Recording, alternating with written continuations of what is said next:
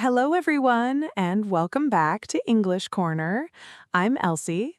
And I'm Evelyn. So glad you're here with us again today. And listen, before we dive in, I just want to say today's topic is one I genuinely could not stop thinking about after we decided on it. Same.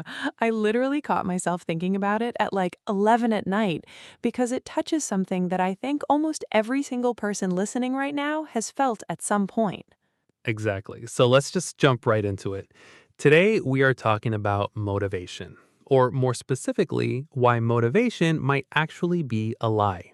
A lie. A full, complete, widely believed billion-dollar lie.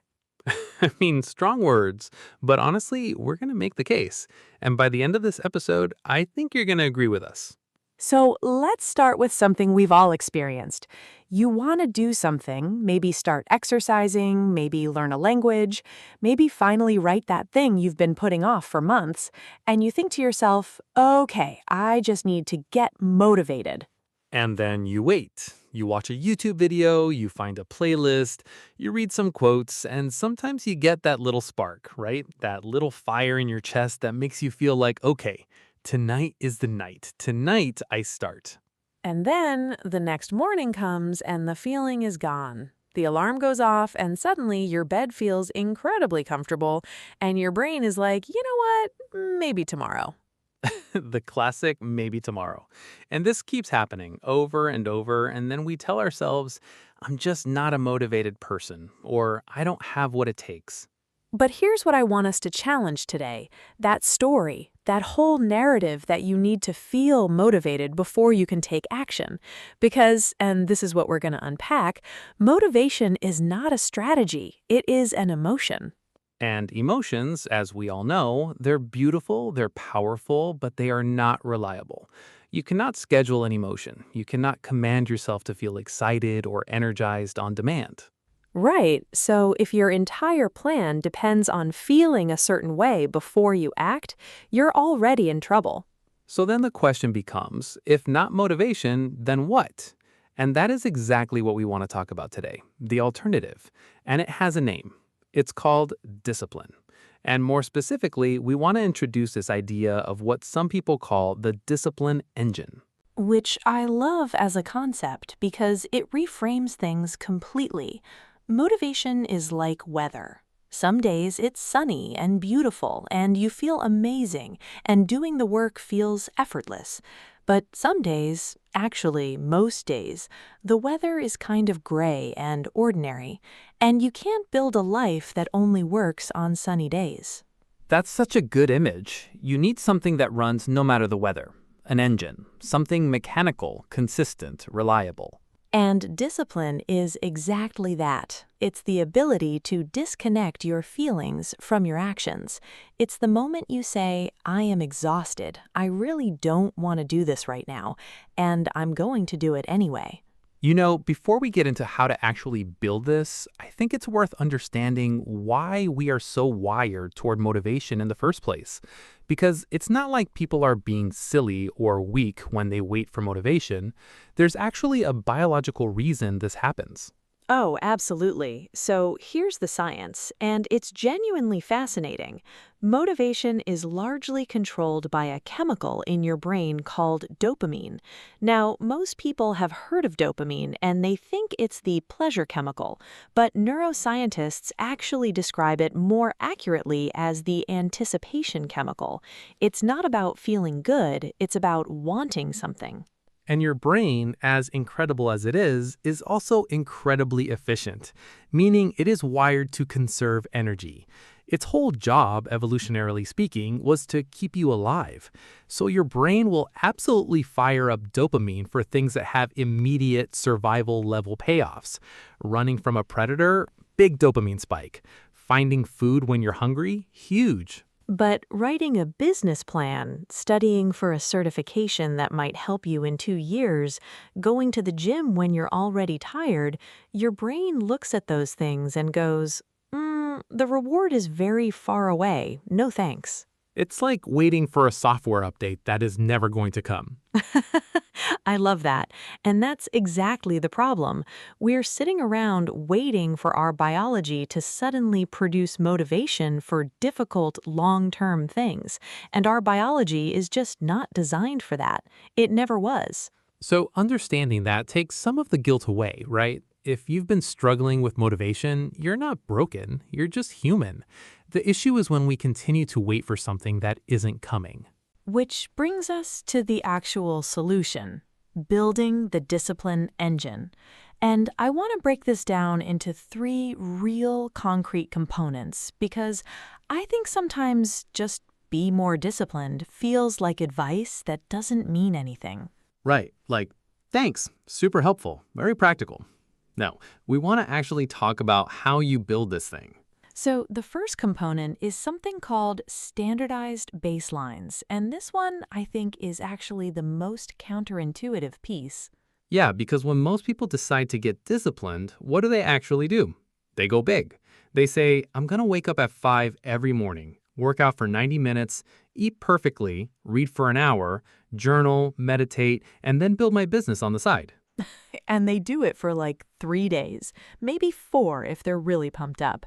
And then the initial motivation fades, the pain sets in, and the whole thing collapses. Because they built the entire structure on the one thing they know is unreliable, that initial spark of motivation.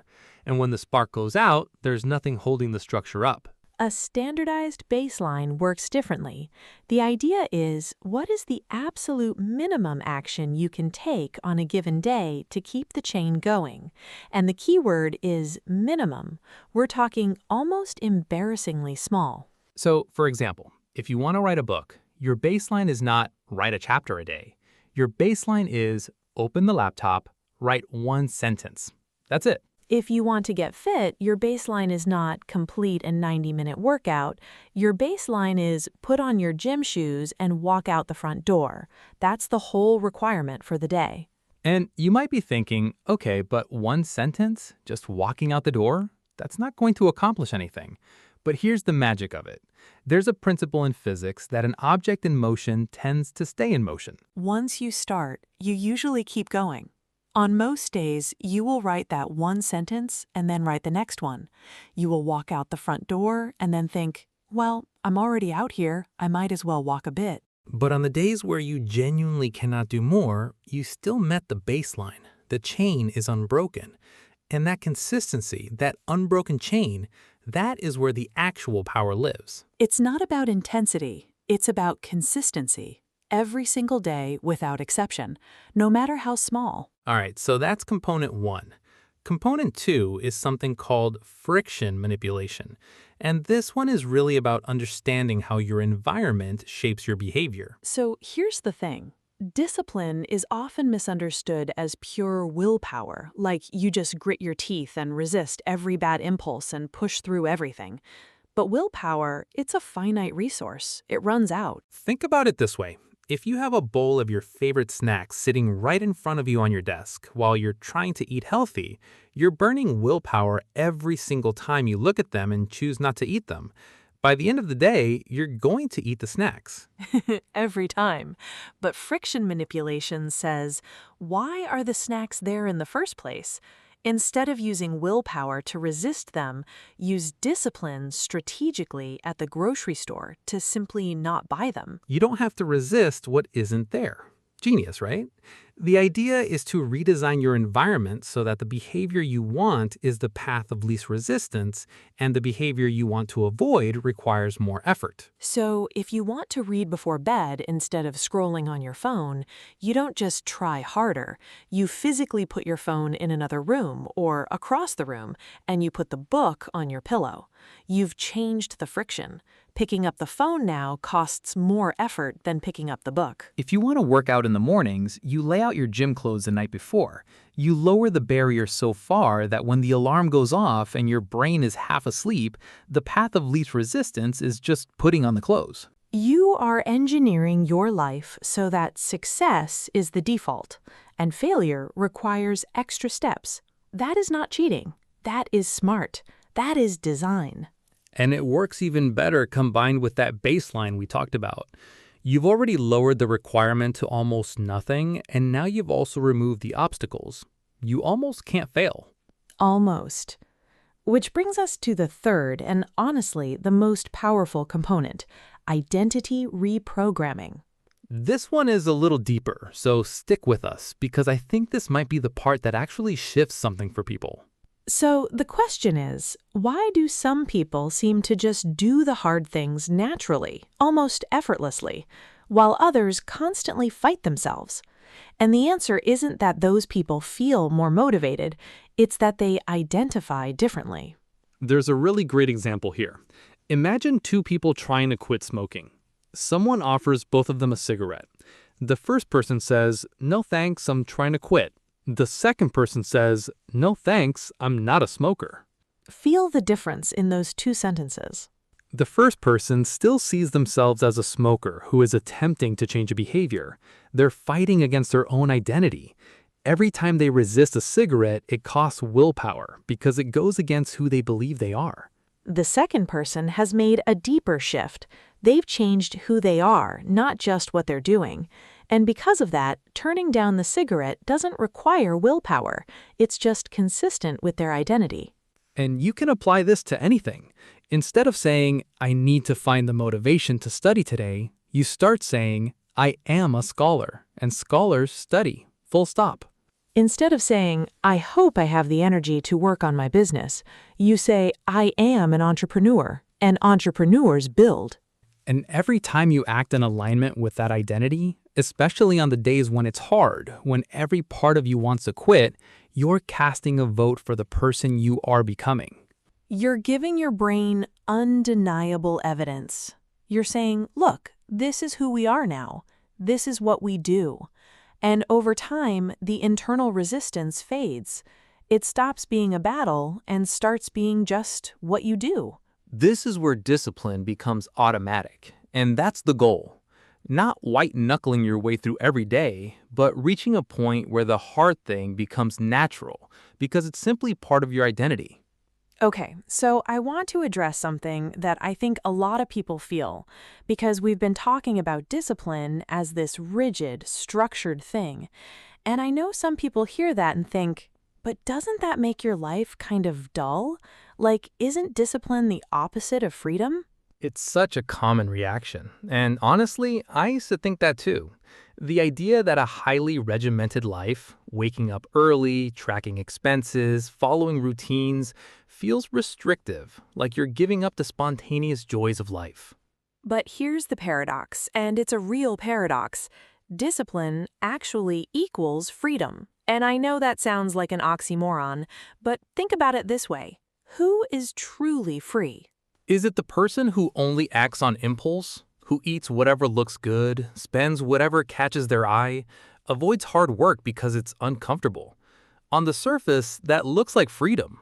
But follow that person over 10 years, and what do you find? Credit card debt, declining health, a career that went nowhere because they could never stick with anything long enough to build real skill. The anxiety of unfulfilled potential, which is one of the heaviest feelings a human being can carry. That is not freedom. That is a different kind of prison, a prison made of your own impulses. There's this phrase, and I really love it. Discipline equals freedom. It's from a former Navy SEAL named Jocko Willink, and it captures something really fundamental about how life works.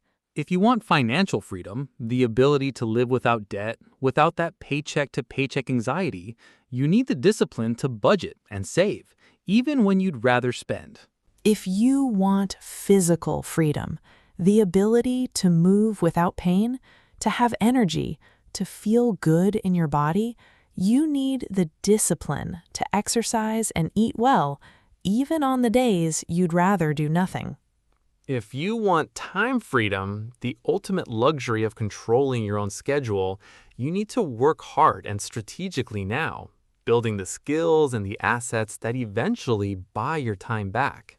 The discipline engine is the vehicle that takes you from where you are to where you want to be. And one of the best things about it, once it's built, is that it removes the daily negotiation, that exhausting internal argument every morning where you debate whether you should do the work. That debate ends. The decision was already made. The engine is already running.